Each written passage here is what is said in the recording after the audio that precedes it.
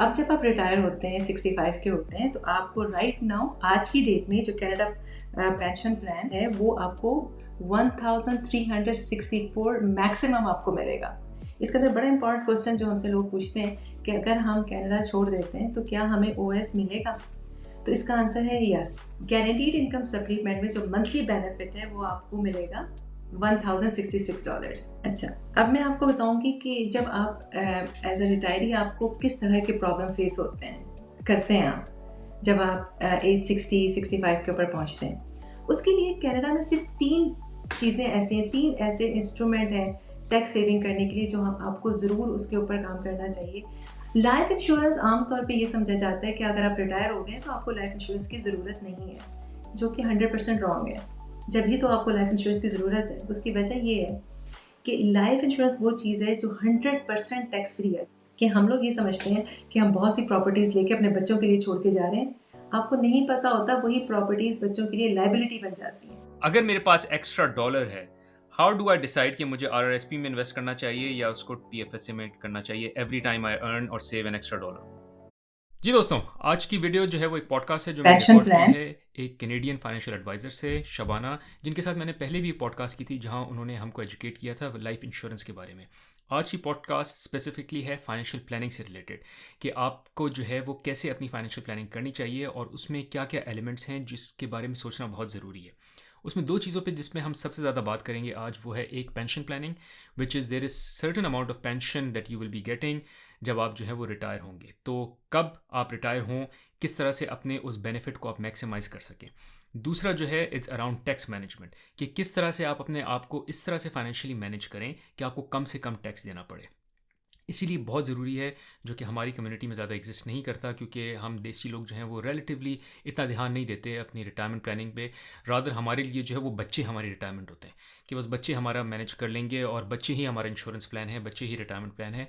जबकि times are changing, और जितनी जो है वो टाइम्स चेंज हो रहे हैं, जितनी स्ट्रगल हो रही है आगे in order for you to manage a good life, specially North America में, इट इज़ इंपॉर्टेंट कि आप सिर्फ बच्चों पर रिलाय ना करें, बल्कि बच्चों पर कम से कम रिलाय करें ताकि उनको उनकी ज़िंदगी जीने दें। The last thing you want is कि आपने बच्चों पे फाइनेंशियल स्ट्रेन डाला हुआ है कि वो आपको भी संभालें, आपको भी पालें। Hence it is very important कि आप अपनी फाइनेंशियल प्लानिंग करें। और शबाना इस पॉडकास्ट में हमको एक्सप्लेन करेंगी कि वो क्या क्या एलिमेंट्स हैं जिसको आपको ध्यान देना चाहिए, जिन एलिमेंट्स पे फॉर योर फाइनेंशियल प्लानिंग। अच्छा, ऑन द सेम लाइंस मैं ये कॉल आउट भी करना चाह रहा हूँ कि अगर आपको जो है वो शबाना को रीच आउट करना है तो मैं उनका जो कॉन्टैक्ट डिटेल है वो डिस्क्रिप्शन ऑफ दिस वीडियो में छोड़ दूंगा। In case you are interested you can reach out to her directly using that contact detail. So without further wait let's get rolling into the podcast, but उससे पहले एक आपसे request है, which is to like and subscribe.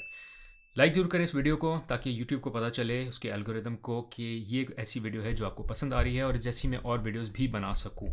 और subscribe ज़रूर करें ताकि आपको इस चैनल पे, जिस पे मैं और मेरी वाइफ बतूल कंटेंट डालते हैं pertaining to how to move to North America, यहाँ सेटल होने के क्या तरीके हैं, यहाँ के चैलेंजेस क्या हैं और यहाँ का लाइफस्टाइल क्या है, इस सब पे मैं और बतूल बात करते हैं। तो अगर आपको इंटरेस्ट है इसमें तो प्लीज़ इस चैनल को सब्सक्राइब भी करें। Now let's get rolling into the podcast. Thank you, Shabana. Thanks for joining in once again. So, listeners, पहले हमने एक पॉडकास्ट की थी शबाना के साथ, जिस पॉडकास्ट में हमने बात की थी एक बहुत इंपॉर्टेंट चीज़ की, विच इज़ लाइफ इंश्योरेंस। मेरे ख्याल से अपनी फैमिली को अगर आप कोई बेस्ट गिफ्ट दे सकते हैं वो है लाइफ इंश्योरेंस का। तो आप वो पॉडकास्ट ज़रूर चेकआउट करें। बट आज जो हम बात करेंगे वो हम बात करेंगे कनाडा की पेंशन प्लान पे। सो शबाना जो है वो एक इंश्योरेंस एक्सपर्ट हैं, फाइनेंशियल एडवाइज़र हैं, और मैं उनको I pass on to her to explain more और अपना वो थोड़ा सा और इंट्रोडक्शन दे दें। बट आई हाईली रिकमेंड आप वो पिछली पॉडकास्ट हमारी चेकआउट करें। और आज की पॉडकास्ट में हम बात करेंगे कि किस तरह से जो है वो हम कनाडा में पेंशन प्लान क्या होती है, उसको समझने का क्या तरीका है, कितने पैसे हमको मिलेंगे जब हम रिटायर करेंगे। बिकॉज़ ये एक वो एलिमेंट है जो आपकी सैलरी से इस वक्त कट रहा है। अगर आप अपना T4 स्लिप उठा के देखें तो उसमें आप देखेंगे कि पेंशन प्लान की जो है एक लाइन है जो कि कट रही है। सो एक डिडक्शन हो रही है। ये पैसा कहाँ जा रहा है और ये पैसा मुझे कब मिलेगा, ये सब मैंने समझना है शबाना से आज। So Shabana, over to you. अगर आप थोड़ा सा इंट्रोडक्शन दे दें अपना, and then we will go into the things that we want to learn from you today. Thank you so much, Barros, for having me. और I'm an insurance and investment advisor as well as financial planner. तो आज की जो हमारा topic होगा उसमें हम government benefit के बारे में बताएंगे, which is pension plan for retirees. तो इसके बारे में मैं बहुत सारी इन्फॉर्मेशन आज आपको देने वाली हूँ।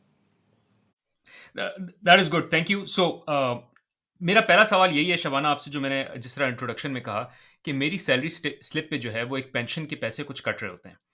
वो पेंशन के पैसे कहाँ जा रहे हैं और वो पेंशन के पैसे मुझे कब मिलेंगे और किस तरह से मिलेंगे? आई नो ये बहुत बड़ा क्वेश्चन है और बहुत लोडेड है, बहुत ब्रॉड है, बट अगर आप इसको थोड़ा सा समझाना शुरू करें, then I can ask more questions just for the listeners to understand better.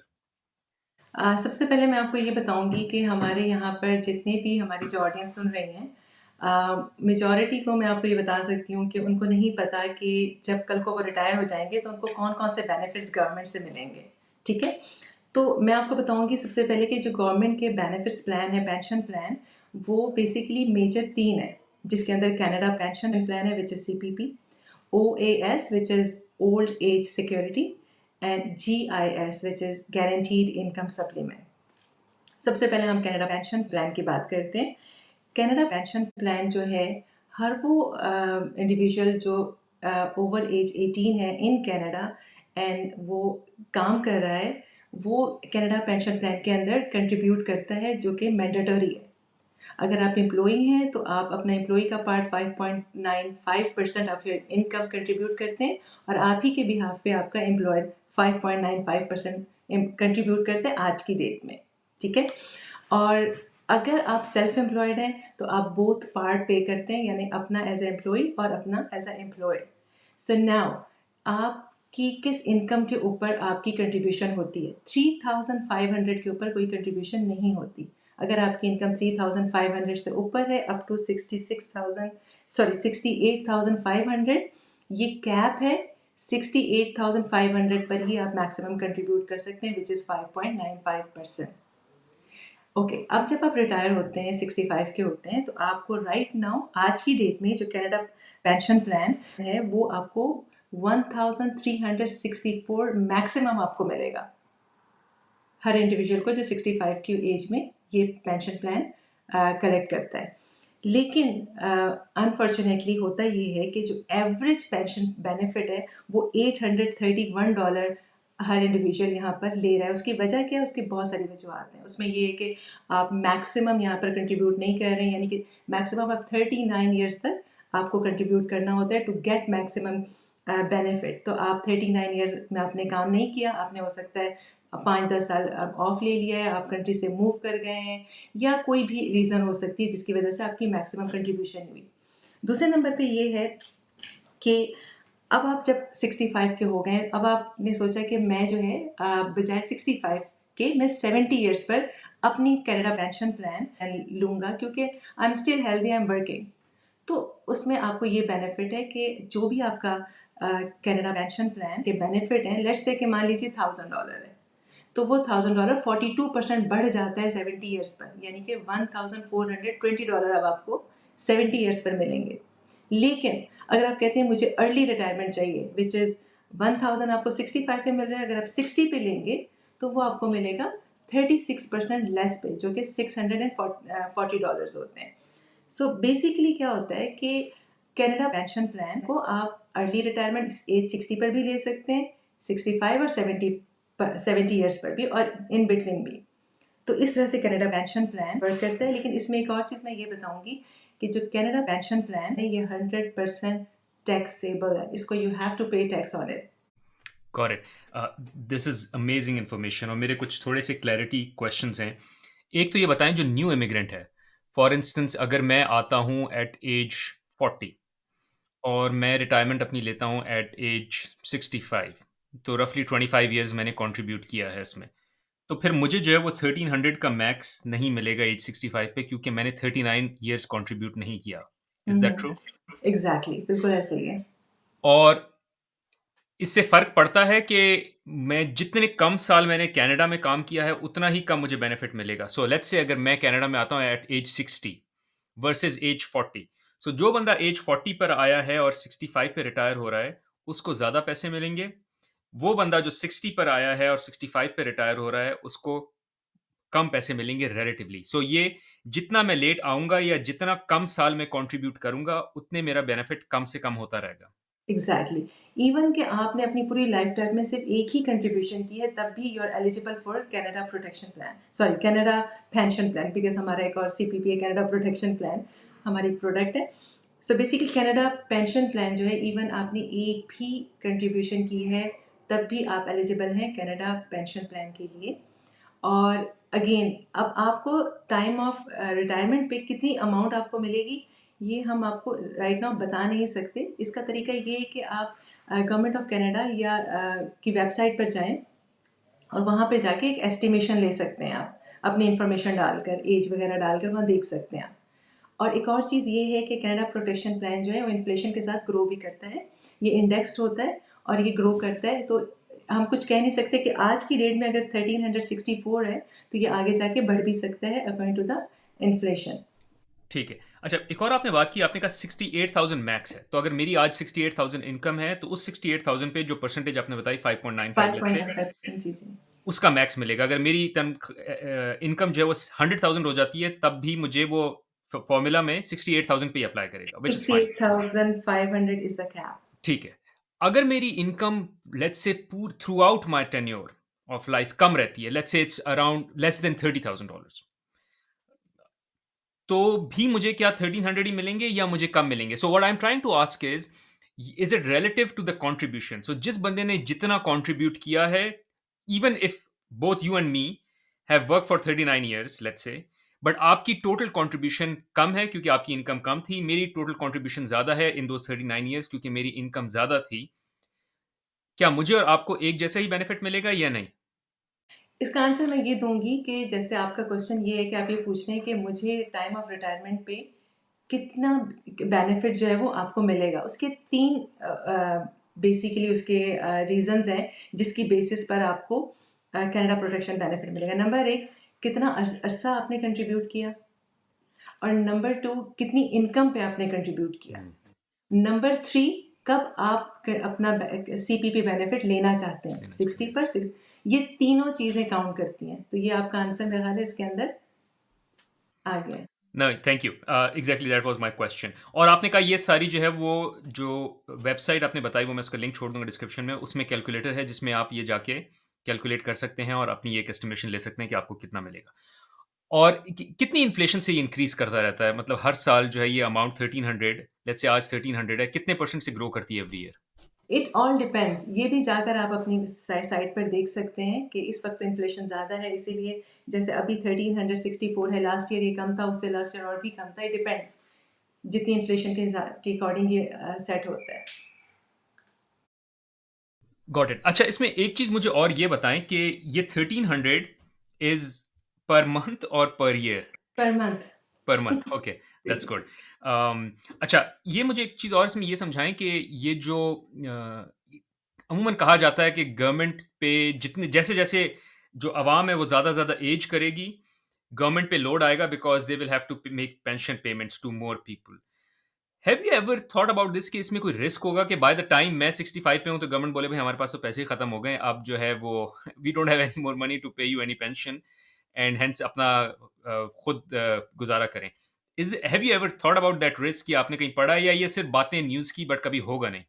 देखें, बात ये है कि फ्यूचर तो हम प्रिडिक्ट नहीं कर सकते हैं। Anything can happen. हमें नहीं पता था कि 9/11 होने वाला है और उसके बाद बहुत सी चीज़ें हो जाएंगी। तो प्रिडिक्शन तो हम किसी चीज़ की नहीं कर सकते हैं, लेकिन कनाडा पेंशन प्लान बोर्ड जो है उसकी लास्ट ईयर की जो अभी जो उसकी ग्रोथ है वो 10% रही है, विच इज़ अमेजिंग।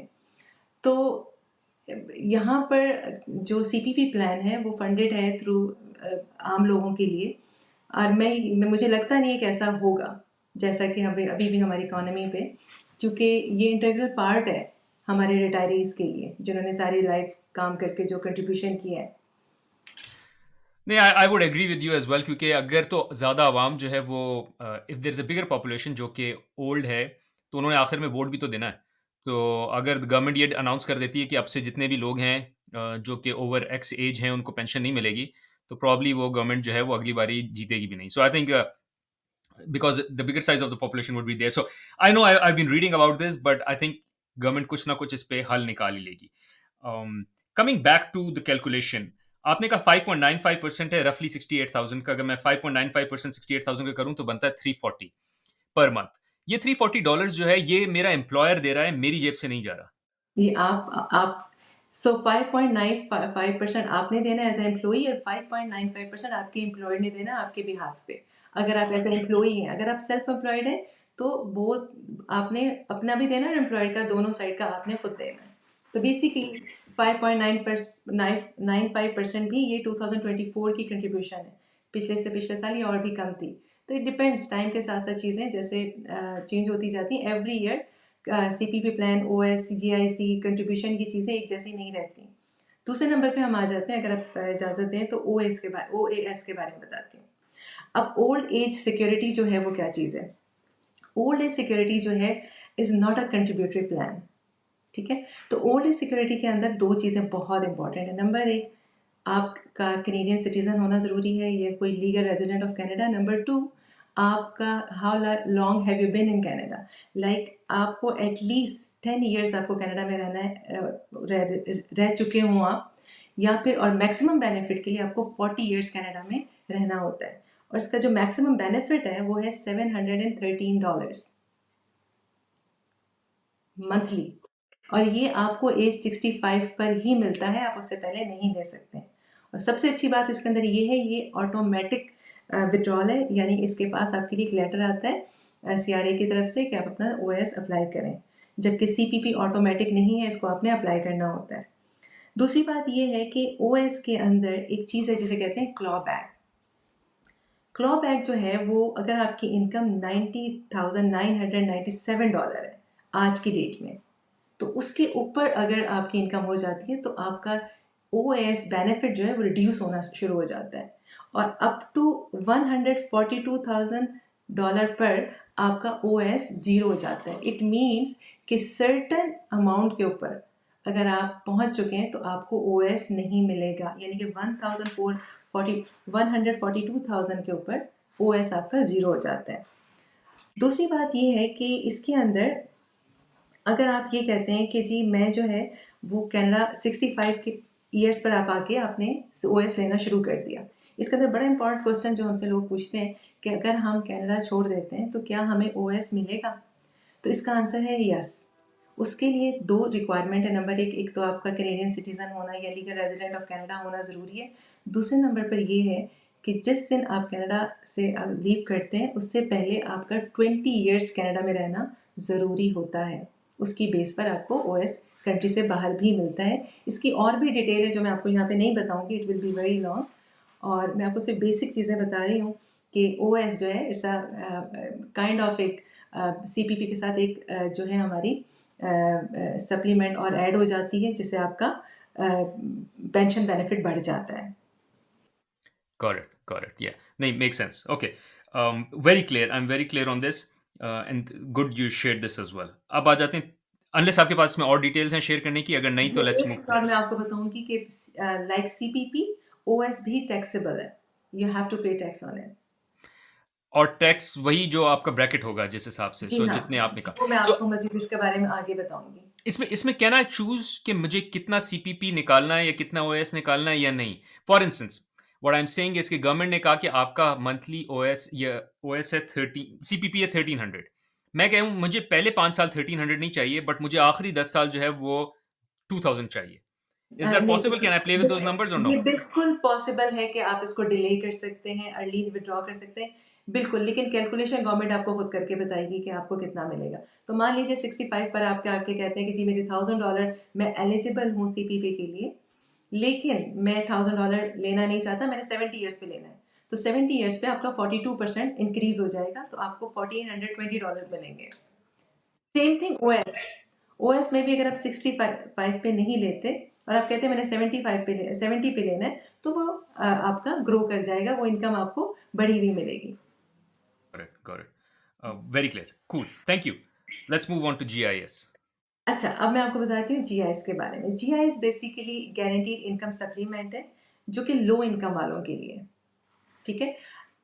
जीआईएस के अंदर ये है कि इसके अंदर भी जो क्राइटेरिया है वो दो क्राइटेरिया। नंबर एक तो आप जो बहुत इम्पॉर्टेंट जो इसका रिक्वायरमेंट है इसको लेने के लिए, वो ये है कि आप must you qualify for OAS. अगर आप ओएस के लिए क्वालिफाई करते हैं तो आप जीआईएस के लिए भी क्वालिफाई करते हैं। तो आपने ओएस के सारे रिक्वायरमेंट्स मैंने आपको बता दिया कि क्या क्या चीज़ें चाहिए कि आपको 40 ईयर्स के लिए आप रहते हैं कनाडा में तो आपको मैक्सिमम बेनिफिट मिलता है। 10 ईयर्स में आप एटलीस्ट 10 ईयर्स आपको रहना चाहिए। GIS के अंदर भी यही चीज़ है। तो आप OS को क्वालिफाई कर रहे हैं तो आप GIS को भी क्वालिफाई कर रहे हैं। नंबर 2, आपकी जो नेट एनुअल इनकम है वो कम से कम जो आपकी होनी चाहिए वो $17,798, एक मिनट है, आपकी नेट एनुअल इनकम जो है वो $21,624 तक होती है। तो आपको उसके ऊपर आप GIS क्लेम नहीं कर सकते। यानी अगर आपकी इनकम जो है 21,000 या से ऊपर रही है तो आप GIS आपको नहीं मिलेगा। आपको उसके बाद उससे नीचे की अमाउंट पे यानी कि लेस देन $21,000 अगर आपकी इनकम रही है तो उसके अकॉर्डिंग आपको GIS के बेनिफिट्स एट एज 65 आपको वो कलेक्ट कर सकते हैं आप। तो एसेंशियली द आइडिया इज़ कि ये लो इनकम के लिए है और जिस तरह आपने कहा कि जो रिक्वायरमेंट्स एज की और जो रिक्वायरमेंट्स नंबर ऑफ ईयर्स की 10 टू 40 ईयर्स, 40 ईयर्स में मैक्स, 10 ईयर्स में मिनिमम और 10 ईयर्स से कम हो तो बिल्कुल नहीं मिलेगा। जो रिक्वायरमेंट्स OAS की थी, वही रिक्वायरमेंट्स GIS को भी अप्लाई करती हैं। और जो ये सही, माय अंडरस्टैंडिंग इज़ राइट, बिल्कुल राइट? सही, ओके। बिल्कुल, बिल्कुल। दूसरा जो आपने अमाउंट बताई 21,600, अगेन ये वो इनकम है जो आप ओवर द ईयर्स कमा रहे हैं। तो अगर आपकी इनकम लेवल जो है इससे कम है, तो तभी आपको आपको जो है कम वो जी सो कम एसेंशियली OS मिलेगा। गारंटीड इनकम सप्लीमेंट में जो मंथली बेनिफिट है वो आपको मिलेगा $1,066। तो मान लीजिए कि आप जो है आपकी इनकम ज़ीरो रही है और आप जो भी है आपकी जिस तरह से वो कैलकुलेट करके आपको आप एज 65 पर आप GIS बेनिफिट ले सकते हैं। अगर आपकी इनकम 21,000 से ऊपर है तो आपका GIS ज़ीरो है, उससे नीचे है तो उसके अकॉर्डिंग आपको आपका GIS बेनिफिट मिलेगा। ठीक है। और दूसरा ये जो इनकम 21,000 का जो बेनिफिट है या 21,600 का, ये प्रॉब्ली इसकी कॉम्प्लेक्स कैलकुलेशन है, सो प्रॉब्ली वो कैलकुलेशन इस वक्त शेयर करना मुश्किल है। But the idea is average income over the years मेरी 40-50 साल की जो अर्निंग में उस पर डिपेंड करता है। मतलब अगर मैंने सिर्फ 2 साल 21,000, let's say when I am young, right, I am in my 20s, probably मेरी इनकम कम होगी फॉर द फर्स्ट 10 ईयर्स। और फिर I do a college education और फिर मेरी इनकम जो है वो 200,000 हो जाती है for the next 40 years. So first 10 years it's less than 20,000 and for the next 40 years it's more than 200,000, तब तो मुझे नहीं मिलेगा because it will be probably on an average assessment of the income. तो मैं सिर्फ आपको ये बता रही हूँ कि CPP, OS और GIS की जो कैलकुलेशन है वो कोई नहीं बता सकता कि टाइम ऑफ रिटायरमेंट पे आपको कितनी मिलेगी। ये इट ऑल डिपेंड्स कि आपकी कंट्रीब्यूशन क्या रही है, आपकी इनकम क्या रही है, आप कब लो इनकम में रहें। ये सारी कैलकुलेशन सर्विस ऑफ कनाडा की वेबसाइट पे जाके आप वहाँ पे देख सकते हैं। आप एस्टिमेशन ले सकते हैं कि आपको वहाँ पर क्या मिलेगा। ठीक है, तो इस तरह से ये तीनों चीज़ें वर्क करती हैं। लेकिन GIS के अंदर एक अच्छी चीज़ है कि इसका जो GIS का जो बेनिफिट है वो 100% टैक्स फ्री है। Oh, nice. Okay, तो got it. डजेंट मैटर आप इसे आपको जो है वो अनलाइक OS और CPP की तरह इस पे आपको कोई टैक्स नहीं देना। तो बेसिकली क्या होता है कि जब आप रिटायर होने जा रहे होते हैं, जब आप रिटायर हो जाते हैं, तब आपको ये समझ में नहीं आता कि मुझे पहले इतनी सेविंग करनी चाहिए थी और अब आप रिटायर होने के करीब पहुंचते हैं तब आप ये सोचते हैं कि यार अभी जो है मेरा लिविंग ऑफ स्टैंडर्ड जो है जिस तरह से मैं गुजार रहा हूँ तो अगले 5 साल 10 साल बाद भी यही रहेगा। तो आपको ऐसा लगता है कि आप बहुत ज़्यादा रिलाई करते हैं गवर्नमेंट्स के बेनिफिट्स के ऊपर। तो बेनिफिट्स मैंने आपको बता दिया। अगर आप एवरेज CPP और OS मिलाकर आज की डेट में आप लेते हैं तो आपका हार्डली जो है आपकी इनकम बन जाती है वो $1,700-1,800। चले हम उसको 2,000 लेते हैं एक राउंड फिगर में। $2,000 अगर आप OS और CPP ले रहे हैं क्योंकि आप लो इनकम में तो रहे नहीं, GIS तो आपको मिलेगा नहीं।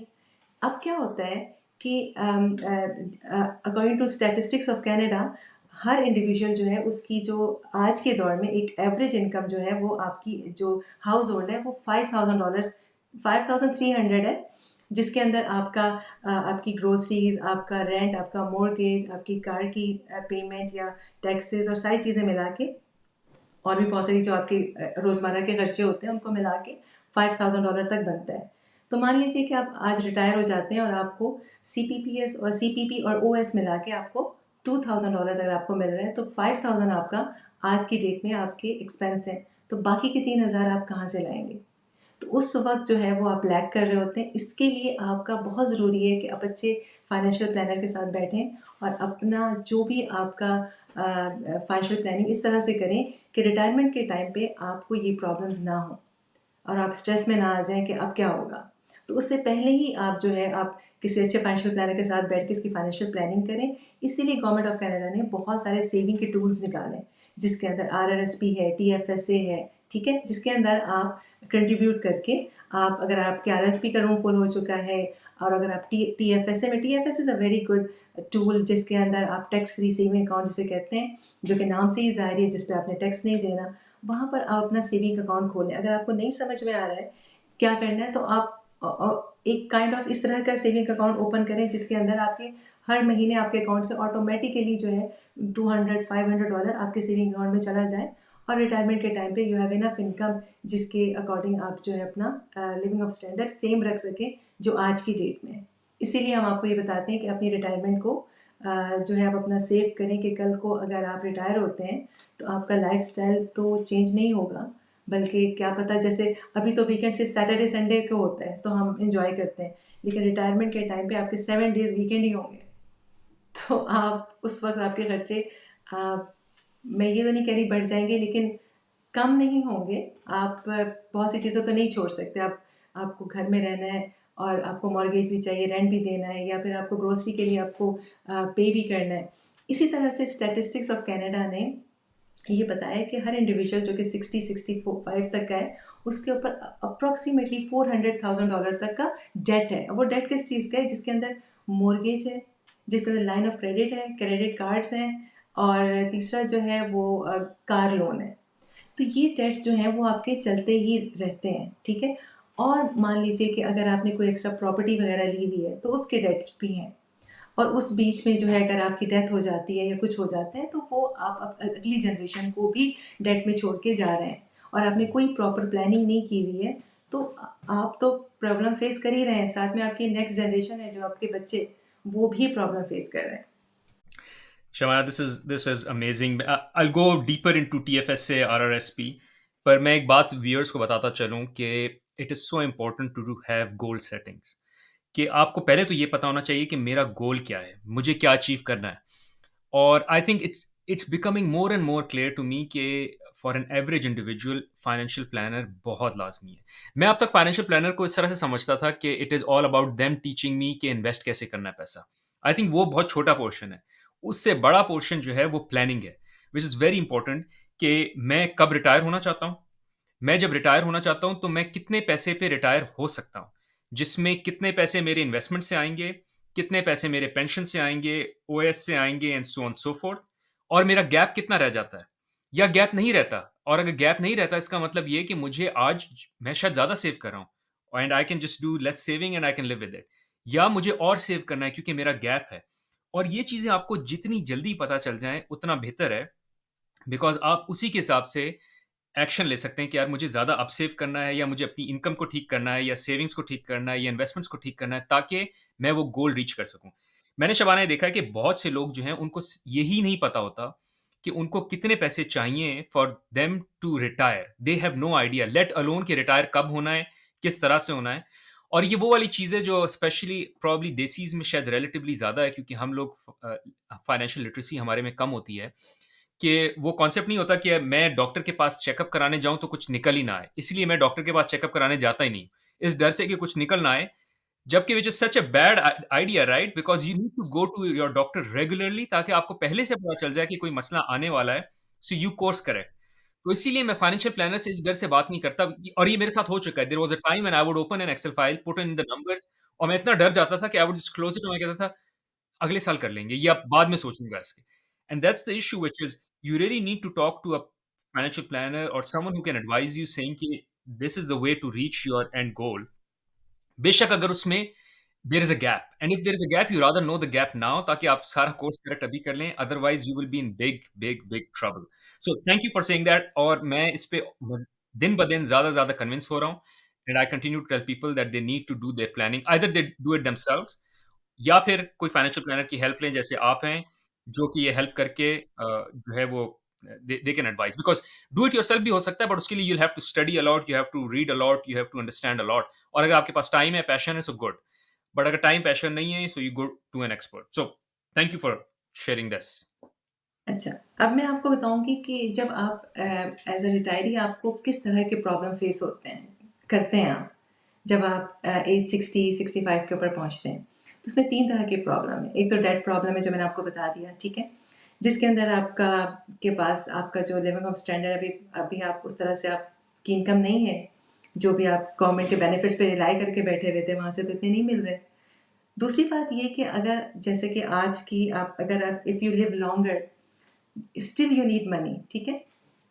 उसके लिए क्या होता है कि जब आप लॉन्गर लिव करते हैं तो आपको आपकी हेल्थ के एक्सपेंसेस भी बहुत ज़्यादा हो जाते हैं। तो उसमें क्या होता है, जितनी भी आपकी सेविंग्स होती हैं वो सारी वहाँ डेप्लीट हो जाती हैं, ठीक है? तो उस लिहाज से फिर आपको आपकी इस तरह की सेविंग होनी चाहिए। दूसरे नंबर पे आता है टैक्स इम्प्लीकेशन। टैक्स इम्प्लीकेशन के बारे में मैं आपको बताती हूँ। इसके अंदर बेसिकली क्या होता है कि इसमें लेट्स से आपकी इनकम रिटायरमेंट के टाइम पे 80,000 है, जिसके अंदर आपका आरआरएसपी की बेनिफिट आप ले रहे हैं, कनाडा पेंशन प्लान की बेनिफिट ले रहे हैं, ओएस बेनिफिट ले रहे हैं। इसके अलावा पैसिव इनकम जैसे रेंटल इनकम है, डिविडेंड्स इनकम है, आपकी टोटल इनकम $80,000 बन गई। अब 80,000 पे ओंटारियो के अंदर जो टैक्स ब्रैकेट है वो आपका 25 से 29% है, यानी 1/4 या इससे ज़्यादा आपने सीआरए को दे दिया, ठीक है? अच्छा, अगर आपकी इनकम बढ़ती चली जा रही है तो आपके ओएस जो है वो रिड्यूस होता चला जा रहा है। तो इसमें हम आपको ये बताते हैं कि आप अपना ओएस थोड़ा डिले कर दें या अपना आरआरएसपी जो है वो एज 71 पर जो है वहाँ से आप आरआरएसपी के बेनिफिट लेना शुरू करें। अभी मैं आपको आगे आरआरएसपी के बारे में बताती हूँ। तो उसमें क्या होता है कि सीआरए जो है वो आपसे जो है ज़्यादा से ज़्यादा टैक्स ले रहा होता है। अब टैक्स को कैसे सेव करना है, उसमें हमारे पास 2-3 तरह की चीज़ें होती हैं जो हम आपको एडवाइस करते हैं, जिसमें जो मैंने आपको बता दिया ओएस डिले कर लें। दूसरे नंबर पे आता है कि अगर फ़र्ज़ कीजिए कि आप जो है आरआरएसपी आपने ली हुई है। आरआरएसपी जो है बेसिकली ये रजिस्टर्ड रिटायरमेंट सेविंग प्लान है, जो आप अब कभी भी खोल सकते हैं अपनी एज में जब आप अर्न कर रहे होते हैं। तो आपकी इनकम के अकॉर्डिंग आपकी उसमें रूम होती है। तो अगर आपकी इनकम $1,00,000 है तो 18% यानी $18,000 अपने आरआरएसपी के अंदर एक्यूमुलेट कर सकते हैं। आरआरएसपी के अंदर एक्यूमुलेट करने का मतलब ये है कि अपना टैक्स सेव कर रहे हैं अपनी बिफोर रिटायरमेंट। तो लेट्स से कि आप आज 50 के हैं, आपने आरआरएसपी के अंदर आपकी इनकम $1,00,000 है, आपने 18,000 वहाँ पर कंट्रीब्यूट कर दिया, तो आपने अपना 18,000 के ऊपर कोई टैक्स नहीं दिया। अब आपकी को टैक्स देना है 82,000 के ऊपर, ठीक है? लेकिन आरआरएसपी के अंदर अगर आप विथड्रॉल करते हैं बिफोर रिटायरमेंट तो आपको विदहोल्ड टैक्स लगता है। विदहोल्ड टैक्स अप टू 5,000 के ऊपर 10% है, मोर देन 5,000 के ऊपर 20% है। तो बेहतर है कि आप उसको नहीं निकालते हैं बिफोर, तो आप उसको रिटायरमेंट के लिए रखते हैं। अब मान लीजिए कि आप जब रिटायर हुए 65 पे, तो अब आर आपकी ऑलरेडी आपकी इनकम आपको मिल रही है सीपीपी से, ओएस से और भी जगहों से। तो आप आरएसपी से भी अगर इनकम निकालते हैं तो वो टैक्सेबल है। तो ऑल टुगेदर आप एक हाई इनकम टैक्स ब्रैकेट में चले जाते हैं। तो बेटर है कि आप अपना आरएसपी जो है, जिसको मस्ट आपने 71 ईयर्स पे आरआरएसपी को कन्वर्ट करना होता है आरआरआईएफ में, रजिस्टर्ड रिटायरमेंट इनकम फंड में। तो आप उसको 71 ईयर्स पे उसको आप कन्वर्ट करा सकते हैं। लेकिन मान लीजिए किसी वजह से आपको आरआरएसपी से पैसे निकालने ही हैं, आपको ज़रूरत है, तो आप बजाय 10,000 निकालने के 20% उस पे टैक्स देने के, विदहोल्ड टैक्स जो होता है, आप उसको 2 डिफरेंट इंस्टॉलमेंट पे निकालें, यानी 5,000 पहले निकालें, 5,000 बाद में निकालें, वहाँ पर आप 10% टैक्स देंगे, ना कि 20%। इस तरह से हम उनको एडवाइस करते हैं। दूसरे नंबर पे क्या होता है कि मान लीजिए आपके पास सेवरल प्रॉपर्टीज़ हैं, ठीक है? अब सेवरल प्रॉपर्टीज़ हैं आपके ऊपर और क्या होता है कि अगर बंदे की डेथ हो जाती है, तो होता ये है कि सबसे पहले तो ये ट्रिगर करती है गवर्नमेंट ऑफ कनाडा कि जिस बंदे की डेथ हुई डिसीज़ की, उसको डीम्ड डिस्पोज़िशन वो कंसिडर करते हैं। अब आप पूछेंगे डीम्ड डिस्पोज़िशन क्या चीज़ है? सो डीम्ड डिस्पोज़िशन के अंदर ये होता है कि अगर जिस साल बंदे की डेथ हुई है, उसकी जो भी प्रॉपर्टीज़ हैं, उनको वो कंसिडर करते हैं उसी ईयर के मार्केट प्राइस पर, उसको वो कंसिडर करते हैं कि वो सोल्ड है।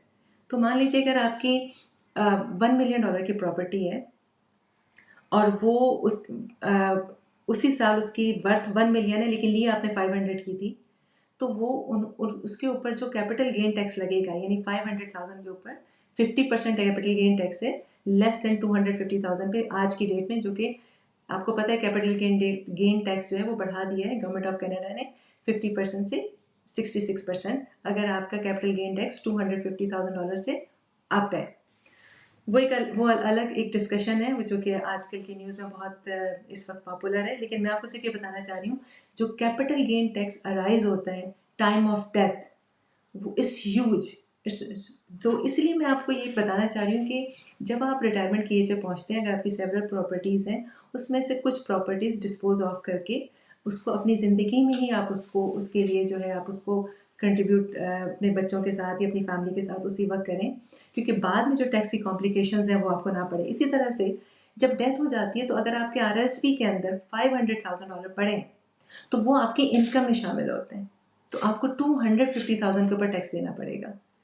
इसके लिए जो सबसे बेटर टूल हम बताते हैं, ये सारी चीज़ें मैं आपको बता रही हूँ, सॉरी, मैं आपको ये सारी चीज़ें इसलिए बता रही हूँ कि क्या-क्या टैक्स इम्प्लीकेशंस होती हैं जब डेथ की सूरत में। अलाइव हैं तो क्या हो रही है, और जब डेथ हो गई है तो क्या हो रही है। उसके लिए कनाडा में सिर्फ 3 चीज़ें ऐसी हैं, 3 ऐसे इंस्ट्रूमेंट हैं टैक्स सेविंग करने के लिए, जो हम आपको ज़रूर उसके ऊपर काम करना चाहिए, या ज़रूर आपके पास होती हैं, जिसके अंदर प्रिंसिपल हाउस तो हर most of the people they have their principal residence, जो कि टैक्स एग्जैम्प्ट होता है, राइट। दूसरे नंबर पे आ गया TFSA, tax free saving account is a very good instrument, जिसके अंदर आप मैक्सिमम, जिसमें आज की डेट में आप मैक्सिमम जो है वो $7,000 जो है वो कंट्रीब्यूट कर सकते हैं। और TFSA जो है वो टैक्स फ्री है, उसके ऊपर जो भी ग्रोथ है वो 100% टैक्स फ्री है। दूसरे नंबर पे आ गया आपका प्रिंसिपल हाउस, और तीसरे नंबर पे आ गया आपका लाइफ इंश्योरेंस। लाइफ इंश्योरेंस आमतौर पे ये समझा जाता है कि अगर आप रिटायर हो गए तो आपको लाइफ इंश्योरेंस की ज़रूरत नहीं है, जो कि 100% रॉन्ग है। जब ही तो आपको लाइफ इंश्योरेंस की ज़रूरत है, उसकी वजह ये है कि लाइफ इंश्योरेंस वो चीज़ है जो 100% टैक्स फ्री है। अगर आपने मान लीजिए $5 मिलियन की लाइफ इंश्योरेंस ली हुई है, और डेथ की सूरत में वो आपके फैमिली के पास आ जाती है, तो जो भी आपके टैक्स आपकी जिस साल आपकी डेथ हुई है, जो आपका फाइनल टैक्स रिटर्न है, जिसके अंदर आपकी इन्वेस्टमेंट प्रॉपर्टीज़ हैं, जिसके अंदर आपका कि RSP के अमाउंट है, और जितने भी टैक्स के आपके कंसिक्वेंसीज हैं वो वहाँ से पे हो जाते हैं। तो आपके बच्चों को कोई भी इन्वेस्टमेंट प्रॉपर्टी जो है उसको बाय फोर्स सेल नहीं करना पड़ता, ताकि आपको CRA को तो टैक्स देना है। तो life insurance is a very very important thing financial planning के लिए। दूसरे नंबर पे अब मैं आपको ये बताऊंगी कि लाइफ इंश्योरेंस जो है रिटायरीज कैसे ले सकते हैं। लाइफ इंश्योरेंस, जैसे मैंने आपको पिछली वीडियो में बताया था, 2 तरह के होते हैं, एक टर्म इंश्योरेंस होती है और एक परमानेंट होती है। टर्म इंश्योरेंस जो है ये एक बहुत ही चीपर प्लान है, जो कि एक आपकी अफोर्डेबिलिटी के हिसाब से आप इजीली ले सकते हैं, जिसके अंदर डेथ की सूरत में आपकी फैमिली को मिलियन, 2 मिलियन, 5 मिलियन, जितनी तक की आपने इंश्योरेंस ली हुई है वो 100% टैक्स फ्री आपको मिल जाएगा। लेकिन इसका एक ड्रॉबैक है। टेक जो टर्म इंश्योरेंस है वो आपको 85 ईयर्स तक ही कवर करता है। अब आप मान लीजिए कि आप आउटलिव कर गए हैं, आप 86 90 ईयर्स तक जी गए हैं, तो अब तो आपके पास कोई लाइफ इंश्योरेंस नहीं रही। तब आप क्या करा सकते हैं कि आपकी जो टर्म इंश्योरेंस है उसको कन्वर्ट कर सकते हैं परमानेंट इंश्योरेंस में, जो आपको कवर करता है जब तक आप अलाइव हैं। अब जब आप कन्वर्ट करते हैं तो परमानेंट इंश्योरेंस जो है वो आपको रिटायरमेंट बेनिफिट भी देता है, उसके अंदर कैश वैल्यू भी होती है, उसके अगेंस्ट आप लोन भी ले सकते हैं, अपनी लाइफ में भी वो पैसे यूज़ कर सकते हैं, और डेथ के बाद आपकी फैमिली को जो भी टैक्स की कॉम्प्लिकेशंस हैं वो वहाँ से कवर हो जाती हैं। तो मैंने आपको 2 प्रॉब्लम्स बता दी, एक तो है डेथ प्रॉब्लम, दूसरा है टैक्स इम्प्लीकेशन। तीसरा बताने से पहले मैं आपसे पूछूंगी अगर आपका कोई क्वेश्चन है तो। गुड, मेरे मेरे बहुत सारे क्वेश्चंस हैं, so I took note of few things I wanted to ask you. एक आपने बीच में बात की कि अगर आप ओल्ड हो जाएंगे तो आपके हेल्थ के एक्सपेंसेस बढ़ जाएंगे। मेरी अंडरस्टैंडिंग ये थी कि कनाडा में तो हेल्थ केयर फ्री है, तो ये कौन से एक्सपेंसेस हैं जिनका आप जिक्र कर रही हैं कि हेल्थ केयर के एक्सपेंसेस मुझे इनकर करने पड़ जाएंगे इफ़ आई एम ओल्ड?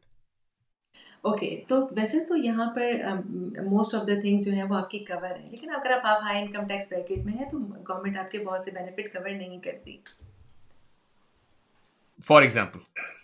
जैसे यहाँ पर हॉस्पिटलाइजेशन वगैरह तो सब कवर है, लेकिन आपकी मेडिसिन, ठीक है, आपकी कुछ इस तरह ठीक की बहुत सारी ऐसी चीज़ें हैं, वो हेल्थ में अगर हम जाएंगे तो बहुत डेप्थ में जाना पड़ेगा।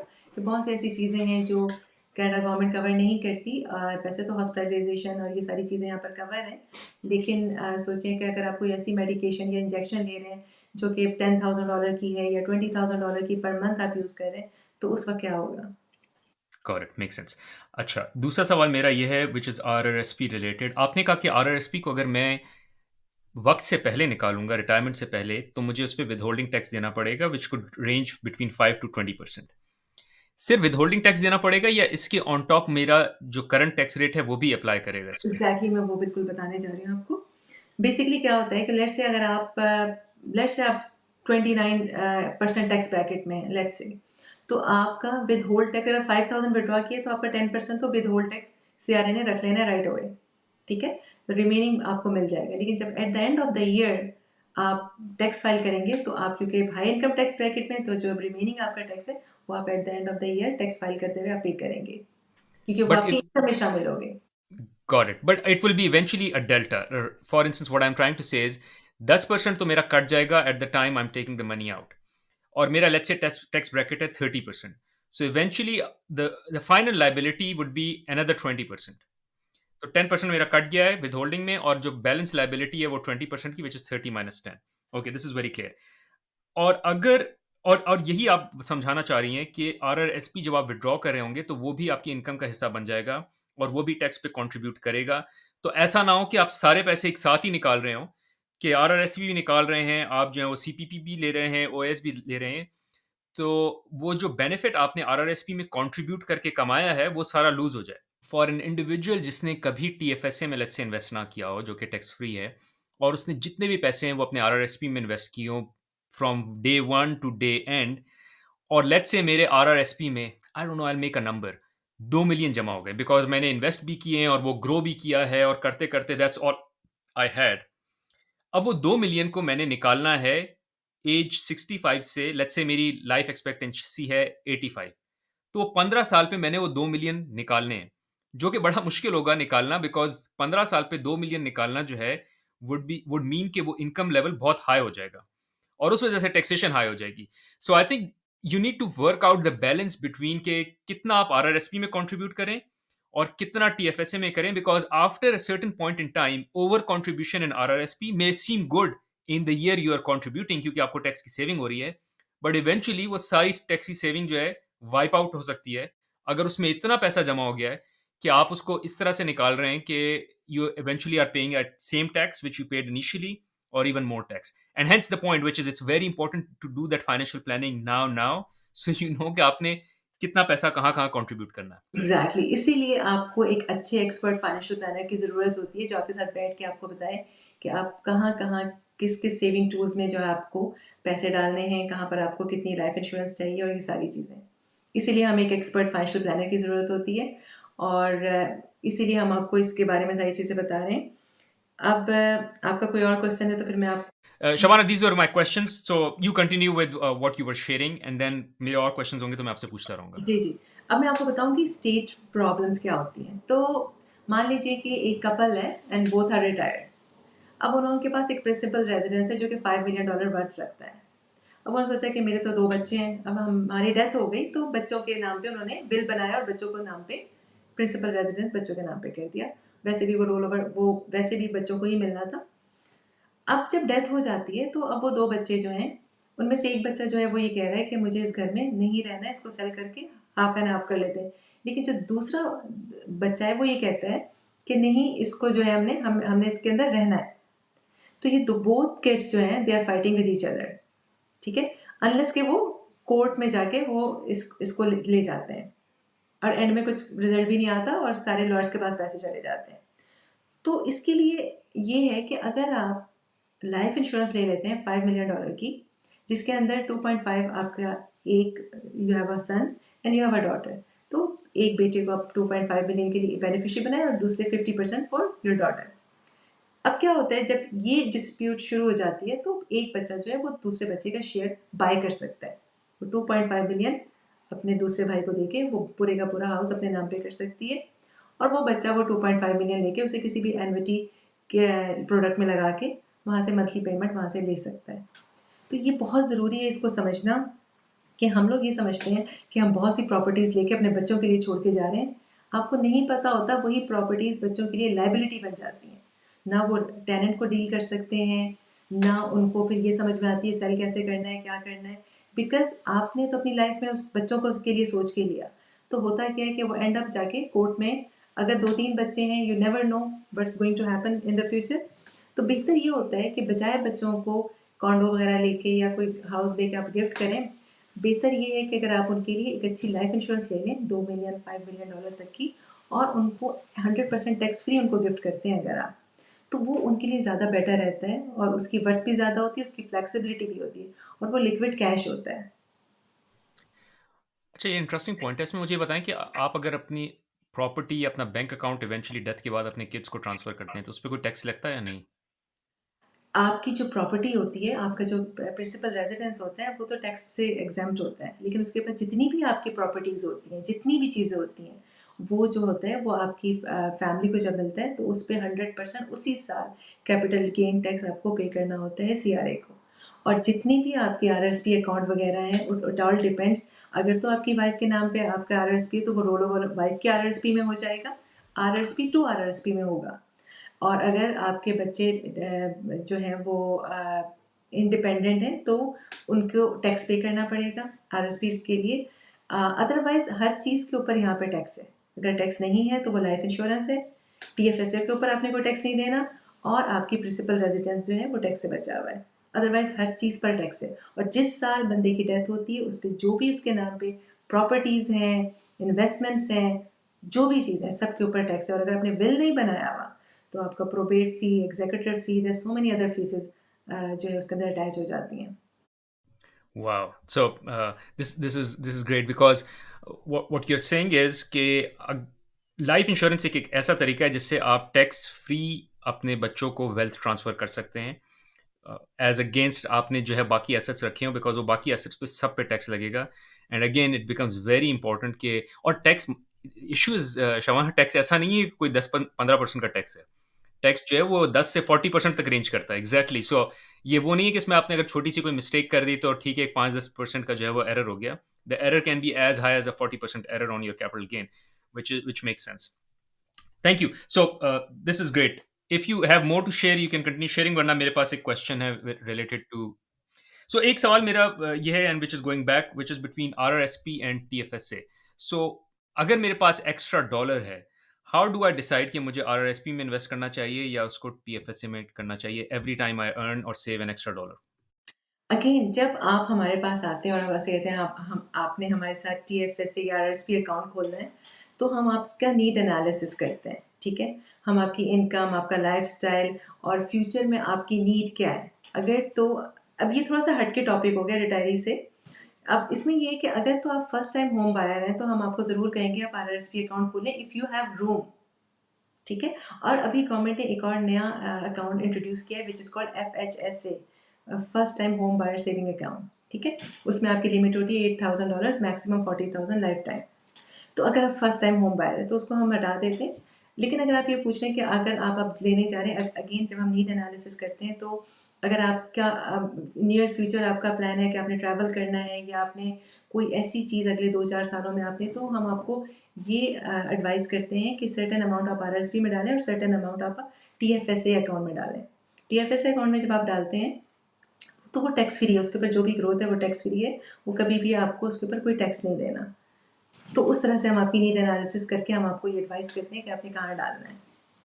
ठीक है, got it and I agree with you इसका आंसर इतना सिंपल नहीं है विच इज़ बिकॉज ये सारी डिटेल जो आपने बताई कि रिटायरमेंट पे आपके पास कितनी इनकम जनरेट हो रही होगी आपने ओवर इन्वेस्ट नहीं करना कहीं अंडर इन्वेस्ट नहीं करना so I think it's important that you do the complete analysis and then figure out thank you Shabana this was amazing so unless you have anything else which I missed out let me know अच्छा, एक चीज़ और मैं आपको बताऊँगी कि क्या होता है कि रिटायरमेंट के लिए जो हमारी जो ऑडियंस है, जो हम लोग हैं, स्पेशली जो हम लोग पाकिस्तानी हैं या साउथ एशियंस हैं, वो बेसिकली क्या करते हैं कि वो इतने सीरियस नहीं होते हैं कि ठीक है हो जाएगा देख लेंगे, राइट? क्योंकि प्रॉपर प्लानिंग आपने की नहीं होती है, ना आपके पास सेविंग अकाउंट होता है, ना कुछ होता है, राइट? उसमें आप जो है ऊपर से जब आप बैंक के पास जाते हैं, बैंक आपसे कहता है कि जी आप टर्म डिपॉज़िट हमारे साथ ओपन करवा लें। टर्म डिपॉज़िट आपको 30 इयर्स पहले आपको 15% देता था, उस टाइम पे ये टैक्टिक्स बहुत अच्छा था। लेकिन आज की डेट में अगर आप टर्म डिपॉज़िट में जाते हैं, तो आपको फिक्स वो गारंटीड का वर्ड यूज़ करते हैं, और आपको हर बंदे को टर्म डिपॉज़िट में डाल देते हैं। आपकी एक्यूमुलेशन कर देते हैं वहाँ पे आपकी मनी की। तो उसमें आपको 4%, 3%, 2%, इट ऑल डिपेंड्स, जो इस वक़्त आपका करंट रेट चल रहा है, उसके हिसाब से आपको वो वहाँ पे आपकी इन्वेस्टमेंट कर देते हैं। फिर बैंक वही पैसे आपको मॉर्गेज की सूरत में वो आगे इन्वेस्ट करता है, जहाँ पे वो आज की डेट में 6 to 8% या 7% के करीब वो मॉर्गेजेस जो है वो फंड किया जाता है आगे, जब लोग मॉर्गेजेस लेते हैं। और दूसरे नंबर पे ये कि फिर वही पैसे बैंक जो है वो इन्वेस्ट करता है, और they will make more money जो आपको दे रहा है। तो बेसिकली आपकी मनी जो है वो वहाँ पे डिवैल्यू हो रही है इन्फ्लेशन के हिसाब से, और आप जो फीसेस लग रही हैं, तो आपका बहुत ज़्यादा जो है इन्फॉर्म्ड रहना बहुत ज़रूरी है। आप अपने पैसों को सही जगह पे इन्वेस्ट करें। इसके लिए आपके पास एक अच्छा फाइनेंशियल प्लानर होना ज़रूरी है, ना कि आप जाके बैंक में, और बैंक यही प्रमोट करता है, बैंक आप ही के पैसों से पैसे बनाता है। इससे बेहतर है आप किसी अच्छे फाइनेंशियल प्लानर के पास बैठें और अपनी मनी को सही जगह पे इन्वेस्ट करें। दूसरी बात ये कि आप बहुत ज़्यादा रिलाय करते हैं जो है गवर्नमेंट के बेनिफिट्स पर। तो जैसा कि मैंने आपको सारी डिटेल बताई कि गवर्नमेंट के बेनिफिट्स के ऊपर ज़्यादा रिलाय मत करें, कि वो आपको बहुत ही लो इनकम प्रोवाइड करता है। अगर आपने प्रॉपर प्लानिंग नहीं की, तो आपको या तो आप टैक्स देंगे, या तो आप बहुत रिच हों और प्रॉपर टैक्स प्लानिंग करें, या आप बहुत ही ब्रोक हों और आपकी बिल्कुल जीआईएस आपको 100% मिल रहा है, देन दिस इज़ ओके। आपको प्रॉपर फाइनेंशियल प्लानर की ज़रूरत उस वक़्त पड़ती है, आप इसके लिए बैठ के प्रॉपर प्लानिंग करें। और दूसरी बात, आप ये भी सोचते हैं कि कभी भी कोई चीज़ चेंज नहीं होगी जैसा आज हम सोच रहे हैं। अगर आप देखें कि 30 साल पहले टर्म डिपॉज़िट आपको 15% पे करता था, आज वो चीज़ें नहीं हैं। इसी तरीके से जो आज हम बात कर रहे हैं, हो सकता है अगले 15-30 साल बाद चीज़ें चेंज हो जाएँ। तो इसलिए आपका इन्फॉर्म्ड रहना बहुत ज़रूरी है। अगर आप खुद से इन्फॉर्मेशन नहीं ले पा रहे हैं, नहीं टाइम है आपके पास, तो फाइनेंशियल प्लानर के साथ हर 2-3 साल के बाद या एवरी ईयर बैठ के सारे अपने जो सिनेरियोज़ हैं, सिचुएशंस हैं, उसको डिस्कस करें और सही तरीके से अपनी फाइनेंशियल प्लानिंग कराएँ कि अब हमें कहाँ पर क्या चीज़ इन्वेस्ट करनी है, हमें इंश्योरेंस कितनी चाहिए, रिटायरमेंट के लिए हमें कितना फ़ंड चाहिए, अगर हमें नया घर लेना है या कोई इन्वेस्टमेंट करनी है, तो उसके लिए हमें कहाँ से पैसे, किस तरह से हम मिनिमम टैक्स के ऊपर हम अपने पैसों को यूज़ कर सकते हैं, और टैक्स मिनिमाइज़ेशन की ज़्यादा से ज़्यादा कोशिश करें। यहाँ पर बहुत सारे टूल्स हैं हमारे पास, जहाँ से आप टैक्स जो है वो मिनिमाइज़ कर सकते हैं। Thank you, Shabana. This is amazing, and I completely agree with you and completely subscribe to the thought. जिस तरह मैंने पहले भी कहा कि बहुत ज़रूरी है अपने वेल्थ कैसे ट्रांसफ़र करनी है अपने बच्चों को, अपने कितना सेव करना है, कितना ज़्यादा सेव करना है, कम सेव करना है, मुझे ये भी अभी नहीं पता। मतलब लोग कहते हैं कि 20% अपनी इनकम का सेव करें, क्या वो काफ़ी है या नहीं है, मुझे बढ़ाना है या मुझे कम करना है? I think that is important. और बाकी सारी प्लानिंग, कहाँ इन्वेस्ट करना है, कहाँ नहीं करना। और आपने बड़ी अच्छी बात की कि जो जिस टर्म डिपॉजिट्स जो हैं उसके रिटर्न्स इतने कम हैं कि inflation would just eat up your cash as well. So you need to be either you are into it, you are reading it, you are learning it yourself, और फिर आप ये सारी चीज़ें अप्लाई कर रहे हैं। अगर आपके पास चीज़ का टाइम नहीं है, जो कि बहुत से लोगों के पास नहीं होता, इंक्लूडिंग माई सेल्फ, मेरे पास डे जॉब है, मेरी अपनी फैमिली है, हॉबीज़ हैं with regards to podcasting and YouTubing and all. तो उसके लिए इम्पोर्टेंट है कि मैं किसी एक्सपर्ट से ये मशवरा ले लूँ जिसने ये सब किया हुआ है। और एक्सपर्ट की बात ये नहीं होती कि उन्होंने सिर्फ़ पढ़ा होता है, उनके पास और एग्ज़ाम्पल्स भी होती हैं। जैसे आपके पास आई एम श्योर बहुत सी और एग्ज़ाम्पल्स भी होंगी। किसी ने मिस्टेक की है, उसकी मिस्टेक से सीखना। So instead of me making a mistake, I can learn from the mistakes that people have done which you have access to, और आप वो मुझे सब बता सकती हैं। Again, thank you for coming in. Thank you for sharing this amazing knowledge. Again, मैंने although हमारी पहले थोड़ी सी chat हुई है on messages, and I thought I knew about the subject, but when you started talking about it, I realized मुझे कुछ भी नहीं पता या बहुत कम पता है. So thank you for sharing this knowledge. It was immensely important for me at least, and I'm sure listeners को भी इससे बहुत फायदा हुआ होगा. Will bring you again on the podcast as well with the more things around the same topic. So for anyone who's watching, अगर कोई भी आपके questions हैं तो comments में please ज़रूर share करें। इसके अलावा जो है वो मैं एक contact भी share करूँगा for you to be able to reach out to Shabana for any help, any questions that you may have, या उनकी अगर आपको services की ज़रूरत है, which I highly recommend that you should, again जिस तरह से हमने पूरी पॉडकास्ट में समझाया कि it is very important that you subscribe to those services and seek that help, तो please use that contact and reach out to her as well. Thank you Shabana, thank you for coming. Thank you so much. Thank you for having me. Thank you so much.